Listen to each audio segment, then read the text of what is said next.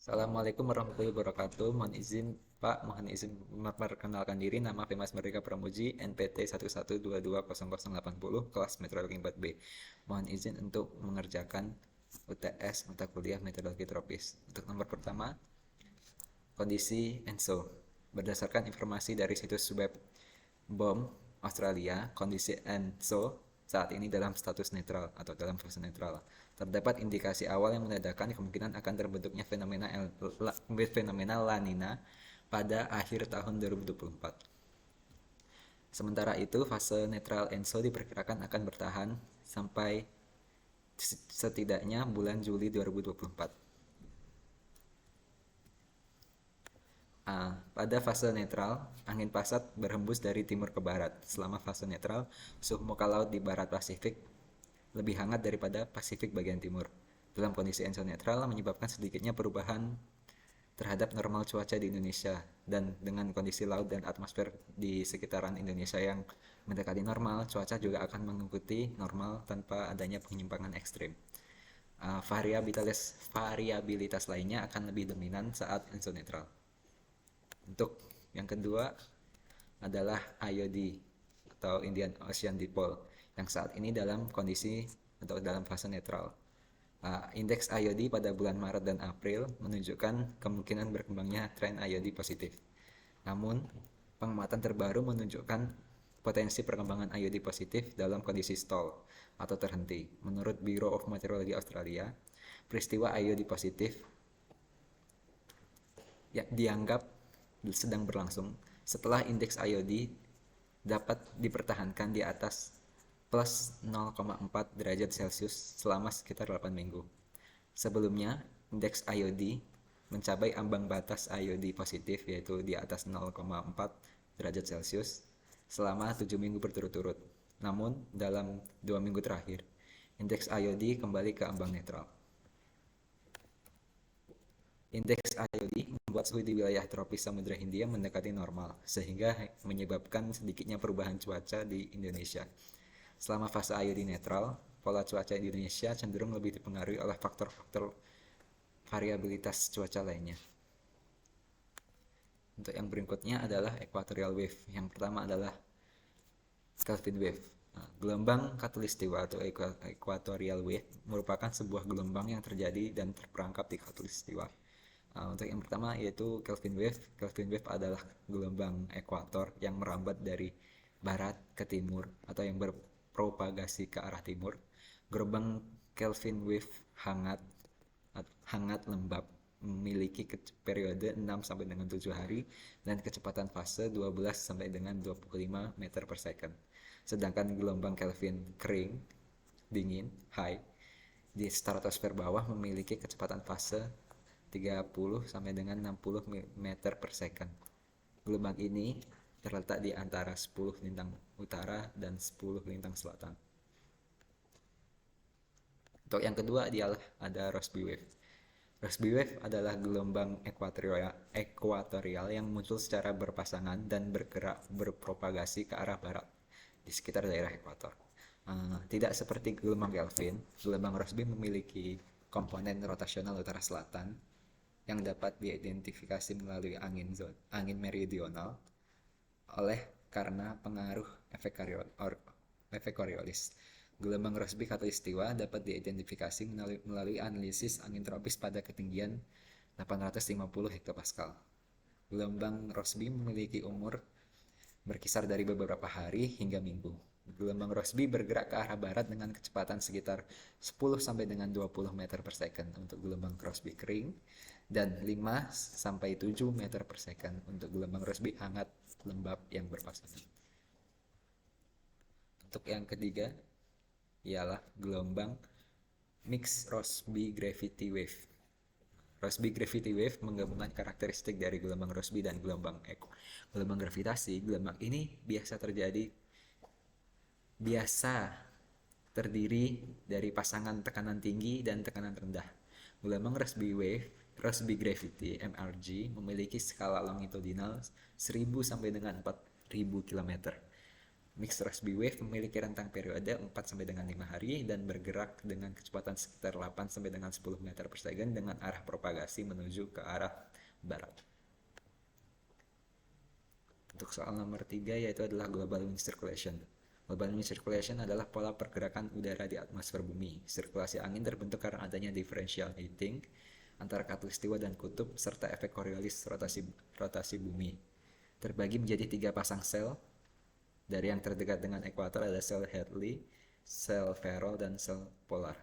Untuk sel Hadley, karena pemanasan di ekuator menyebabkan udara naik atau lifting dan membentuk daerah bertekanan rendah di bawah ekuator, di permukaan ekuator. Udara panas yang naik tersebut kemudian akan bergerak ke arah kutub. Udara tersebut akan mendingin dan akan turun sinking di sekitar lintang 30 derajat atau yang bisa disebut lintang kuda. Udara turun sinking akan membentuk daerah bertekanan tinggi yang bersifat kering. Udara tersebut akan tersebar di permukaan mengarah ke ekuator dan ke arah kutub. Angin yang bertiup ke arah ekuator akan dibelokkan oleh gaya Coriolis menuju ke arah barat, yaitu dibelokkan ke arah kanan di BBU, belahan bumi utara, dan ke arah kiri di belahan bumi selatan. Angin tersebut disebut juga angin pasat. Angin pasat dari kedua belahan bumi akan bertemu di ITCZ atau Intertropical Convergence Zone, yaitu membentuk pita awan yang mengelilingi bumi sekaligus membawa hujan serta menutup siklus sirkulasi angin di sel Hadley.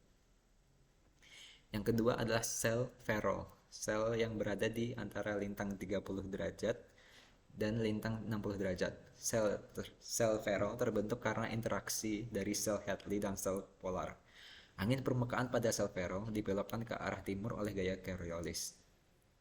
Sel Ferrel dibatasi oleh udara sinking di perbatasan dengan sel Hadley di sekitar lintang 30 derajat dan udara naik atau lift di perbatasan dengan sel polar di sekitar 60 derajat. Yang ketiga adalah sel polar, sel yang berada di daerah kutub. Udara di daerah kutub, di udara dingin akan cenderung turun atau sinking ke permukaan, membentuk daerah bertekanan tinggi. Udara dingin di permukaan akan bergerak ke arah ekuator. Udara polar ini akan dibelokkan, ya, sama dengan yang terjadi pada angin pasat, yaitu ke arah kanan di belahan bumi utara dan ke arah kiri di belahan bumi selatan. Udara dingin yang mengalir dari kutub ini akan bertemu dengan udara yang lebih hangat dari sel Ferrel di sekitar lintang 60 derajat. Pertemuan ini akan menyebabkan udara hangat dari sel Ferrel untuk naik ke atmosfer atas, menciptakan area konvergensi yang dikenal sebagai front polar atau polar front, sekaligus menciptakan aliran angin kencang yang disebut jet stream. Untuk soal nomor 4, yang pertama ialah ada El Nino, La Nina, dan ENSO. ENSO sendiri dapat didefinisikan sebagai anomali pada suhu permukaan laut di Samudra Pasifik, bagian ekuator, yang terjadi secara berkala dan tidak teratur. ENSO sendiri terdiri dari 3 fase yang saling berosilasi antara El Nino, netral, dan La Nina. Untuk fase El Nino sendiri, pada fase El Nino, angin pasat yang biasa berhembus dari timur ke arah barat akan melemah atau bahkan bisa berbalik arah. Pelemahan ini dikaitkan dengan meluasnya suhu muka laut yang hangat di timur dan tengah Samudra Pasifik. Air hangat yang bergeser menjauh dari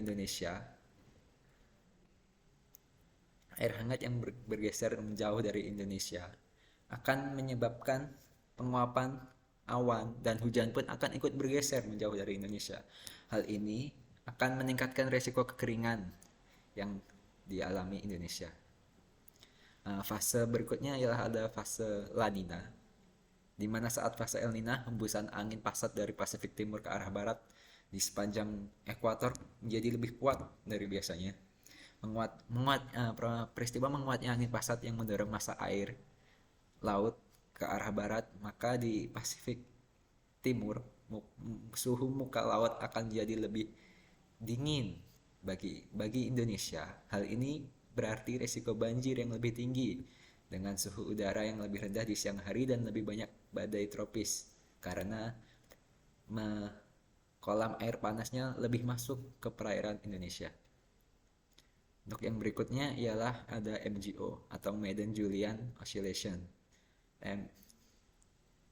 MJO sendiri adalah dapat digambarkan sebagai pergerakan awan serta curah hujan yang bergerak ke arah timur di dekat khatulistiwa yang biasanya berulang setiap 30 hingga 60 hari pada Austral Summer atau musim panas belahan bumi selatan. MJO sendiri memiliki periode sekitar 30-60 hari dan umumnya berkembang di wilayah Samudra Hindia hingga ke Samudra Pasifik bagian barat. Deteksi MJO sendiri dapat menggunakan indeks RMM1 dan RMM2 yaitu Real Time Multivariate MJO yang merupakan kombinasi dari beberapa variabel atmosfer yaitu Outgoing Long Wave Radiation OLR dan angin zonal pada ketinggian 200 mbar dan angin zonal pada ketinggian 850 mbar.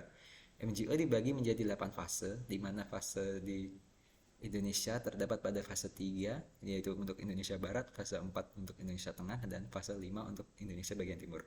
Saat MJO aktif di fase 3, 4, atau 5, di fase-fase tersebut, wilayah Indonesia akan mengalami peningkatan curah hujan. Yang selanjutnya ialah ada IOD. IOD didefinisikan sebagai perbedaan suhu muka laut antara bagian barat dan timur Samudra Hindia atau dikenal sebagai Indian Ocean Dipole. IOD memiliki 3 fase, positif, netral, dan negatif. Pada fase positif IOD, suhu permukaan laut di Indonesia bagian barat akan menjadi lebih dingin dari rata-rata, sementara di Samudra Hindia bagian barat akan lebih hangat dari rata-rata. Pola SST ini akan menyebabkan peningkatan angin dari timur di sepanjang Samudra Hindia. Selain itu, konveksi di daerah sekitar Indonesia bagian barat akan berkurang, mengakibatkan penurunan curah hujan di bagian wilayah Sumatera. Sebaliknya, selama fase negatif IOD, SST di sekitar Indonesia bagian barat menjadi lebih hangat, sementara di Samudra Hindia bagian barat menjadi lebih dingin. Pola SST ini akan menghasilkan angin barat yang lebih kuat di sepanjang Samudra Hindia dan adanya konveksi yang lebih besar di sekitar Indonesia bagian barat, menyebabkan peningkatan curah hujan di wilayah Sumatera. Untuk yang selanjutnya ialah ada monsun atau angin muson. Angin monsun adalah angin yang berhembus secara musiman yang mengalami pembalikan secara teratur karena gerak semu matahari tahunan. Gerak semu tahunan matahari yang menyebabkan differential heating antara belahan bumi selatan dan belahan bumi utara. Di wilayah Indonesia sendiri terdapat 2 angin muson yang berlaku atau yang berefek kepada pola cuaca di Indonesia, yaitu angin muson baratan, angin muson Asia yang membawa uap air dari Laut Cina Selatan pada musim hujan sekitar bulan Oktober sampai dengan Maret, dan angin muson timuran atau angin muson Australia yang bersifat kering pada musim kemarau atau sekitar pada bulan April hingga September. Selanjutnya ialah indeks monsun. Indeks monsun sendiri di Indonesia yang dipakai ada menjadi 2, dibagi menjadi WNPMI atau Western North Pacific Monsoon Index, ialah indeks untuk monsun Asia yang sangat baik dalam menggambarkan kuat atau lemahnya aktivitas monsun di Samudra Pasifik bagian utara. Yang dapat didefinisikan sebagai perbedaan antara rata-rata angin zonal pada level 850 mbar antara wilayah ekuator 1, yaitu 5 derajat sampai dengan 15 derajat lintang utara, 100 derajat sampai dengan 130 derajat bujur timur, dengan wilayah ekuator utara. Dengan wilayah utara dalam gambar ini U852, yaitu wilayah 20 derajat lintang utara sampai dengan 30 derajat lintang utara, 110 derajat bujur timur sampai dengan 140 derajat bujur timur. Yang kedua ialah ada Australian Monsoon Index. Australian Monsoon Index ini memiliki performa yang sangat baik dalam menggambarkan variabilitas monsun musim panas Australia. Sering dikalkulasikan sebagai rata-rata angin zonal pada wilayah 5 sampai dengan 15 lintang selatan, 10 sampai dengan 100 sampai dengan 130 bujur timur. Untuk yang selanjutnya ada monsoon break, adalah periode singkat di mana hujan yang dibawa oleh monsoon berhenti selama beberapa hari hingga minggu.